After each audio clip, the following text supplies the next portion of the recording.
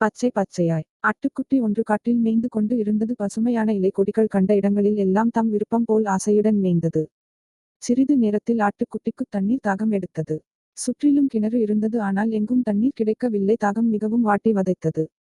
இன்னும் சிறிது தூரம் தள்ளிச் சென்று பார்த்தது. ஓர் இடத்தில் பெரிய கிணறு இருந்தது. கிணற்று சுவரின் மேல் ஏறி உள்ளே எட்டி பார்த்தது. கிணற்றின் உள்ளே சிறிது தண்ணீர் இருந்தது. சுவற்றின் ஓரத்தில் பசுமையான புற்களும் வளர்ந்திருந்தன. அதைக் கண்டவுடன் ஆட்டுக்குட்டி நமக்கு குடிக்க தண்ணீர் கிடைத்து விட்டதே என நினைத்து, அத்துடன் தண்ணீரைச் சுற்றி இருக்கும் பசுமையான புல்லையும் சாப்பிடலாம் என எண்ணி மகிழ்ந்தது.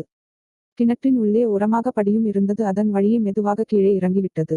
பசுமையான புல்லை மேய்ந்து தண்ணீரும் குடித்தது. கிணற்றின் அடிப்பகுதிக்கு சென்றது. சரி, இனிமேல் மேலே செல்லலாம் என முயற்சி செய்து படிகளில் ஏறப் பார்த்தது. பாவம், அதனால் ஏற முடியவில்லை. படிகளின் இடைவெளி அதிகமாகவும் உயரமாகவும் இருந்ததால் அதன் முன் கால்களை வைத்து மேலே ஏற முடியவில்லை. எவ்வளவோ முயற்சித்தும் கீழேயே விழுந்து விட்டது. அதனால் கிணற்றின் மேலே ஏறிவர முடியவில்லையே என எண்ணி மிகவும் வேதனை அடைந்தது. தன் நிலையை நினைத்து உள்ளே நின்று கத்திக்கொண்டே இருந்தது. அந்த வழியே ஒரு குரங்கு வந்தது. கிணற்றுக்குள் இருந்து ஆடு கத்தும் சத்தம் குரங்கின் காதில் விழுந்தது. கிணற்றுக்குள் இருந்து தானே ஆட்டின் சத்தம் வருகிறது என நினைத்த குரங்கு கிணற்றில் எட்டி பார்த்தது. கிணற்றின் உள்ளே ஆட்டுக்குட்டியை பார்த்ததும் எப்படி உள்ளே குதித்தா எனக் கேட்டது. தண்ணீர் குடிக்கத்தான் இப்படி கிணற்றுக்குள் இறங்கினேன், ஆனால் மீண்டும் என்னால் ஏறி வர முடியவில்லை.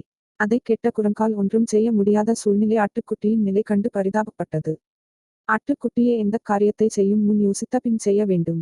ஆராயாமல் இப்படிச் செய்து விட்டு சிரமப்படக் கூடாது. என்னாலும் உனக்கு உதவ முடியவில்லையே, இருப்பினும் கிராமத்தினுள் சென்று துணைக்கு யாரையாவது அழைத்து வருகிறேன் என்று கூறிச் சென்று விட்டது.